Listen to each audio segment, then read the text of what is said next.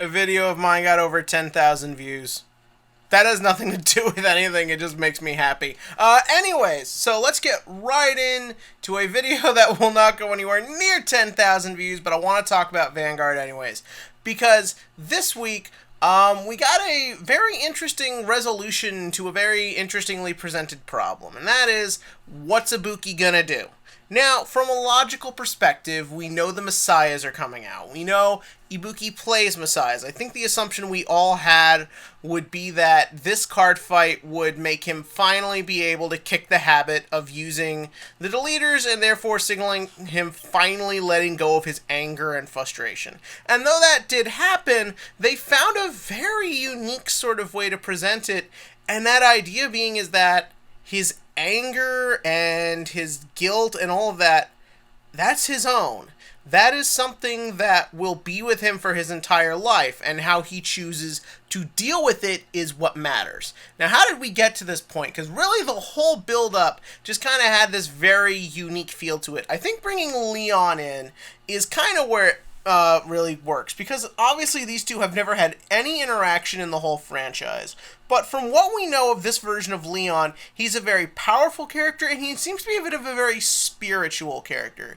He's someone very zen, someone who very understands the world, which is ironic considering they aged him down considerably. But when him and Ibuki start fighting, there's not the usual reaction you see when people fight Ibuki. Whenever Ibuki's been shown to fight in the anime, people are either angry, or they're afraid, or they want to beat him really badly.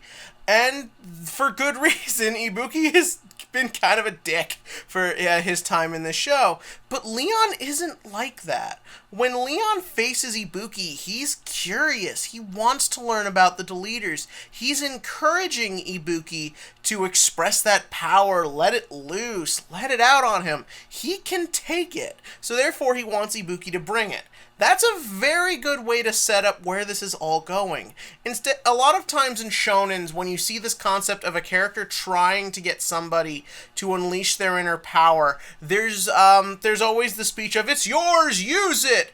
But a lot of it is still presented with sort of an angry, shouty, "I'm still gonna punch you" tone. But because it's a card game, you can present it as this sort of like low stakes, just kind of friendly learning experience type thing, and they take full advantage of it.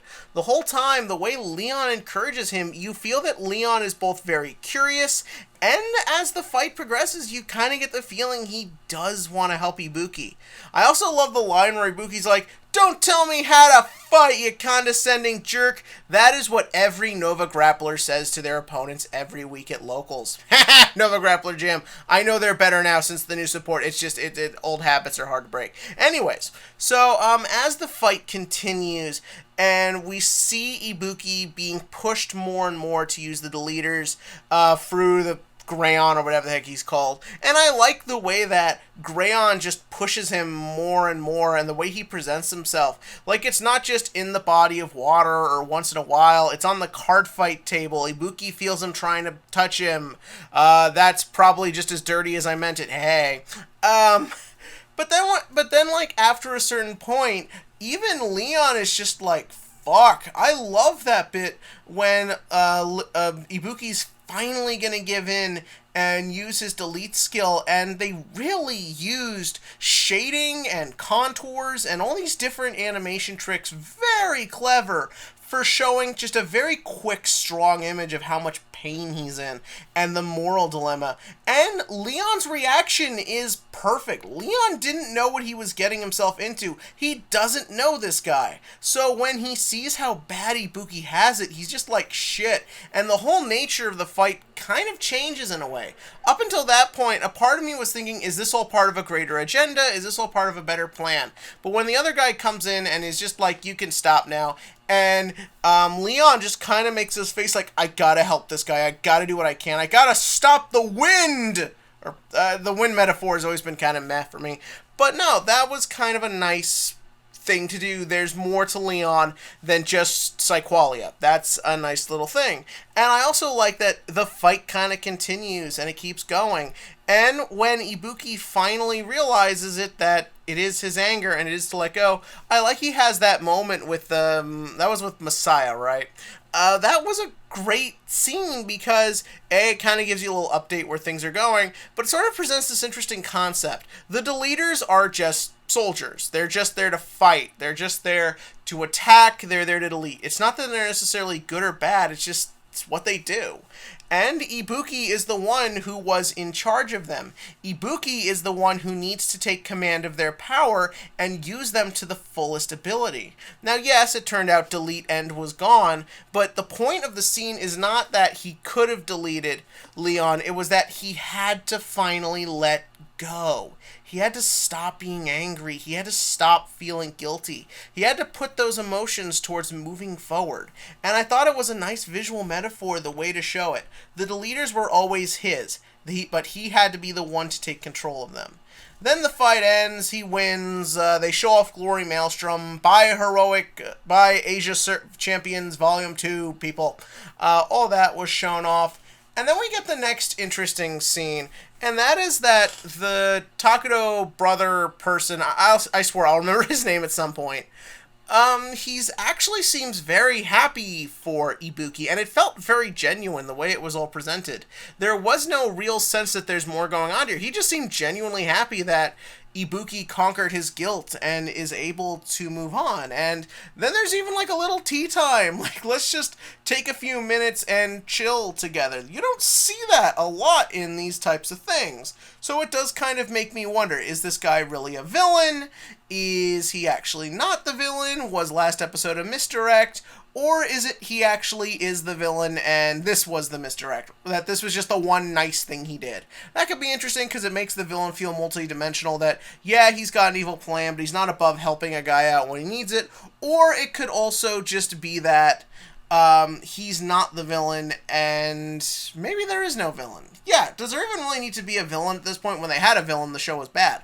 So why not just make it that, I don't know, everyone's just trying to do the right thing. And that sometimes means that they get misguided and lose their way.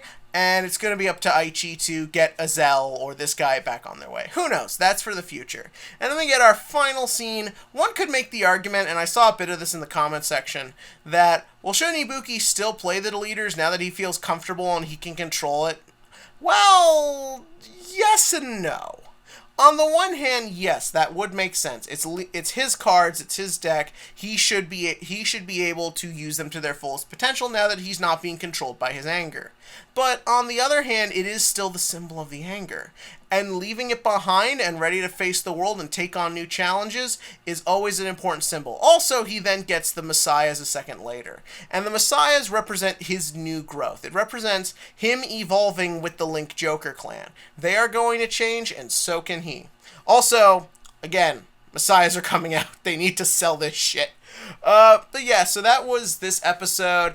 It was a very nice resolution, very good job handling the low stakes, and a very good use of Leon. Tell me what you think about that in the comment section below. And as for the Vanguard question of the week, not a lot's going on. Oh yeah, the VRs. So, the revealing of stuff from the next booster set is coming.